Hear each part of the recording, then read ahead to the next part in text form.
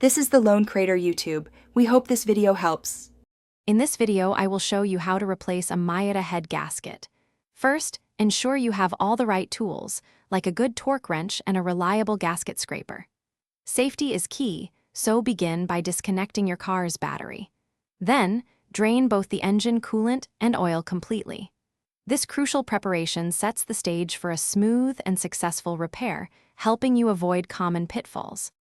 Now, let's get to the disassembly. Begin by carefully removing the intake and exhaust manifolds from the engine.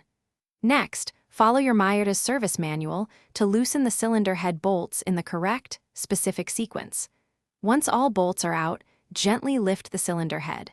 Take your time to thoroughly clean all mating surfaces on both the block and head.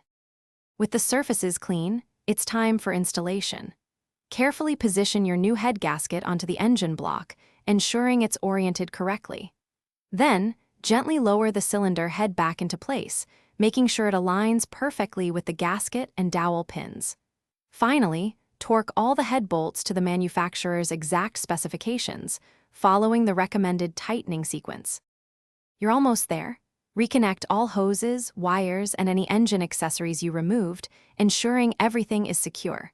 Now, refill your engine with fresh coolant and new engine oil. Double-check all fluid levels and inspect for any leaks. Start the engine, let it warm up, and check for proper operation. Remember to check the description for a link to these fantastic leak-proof meal prep containers and other great deals. Thanks for watching. Consider subscribing if we helped you.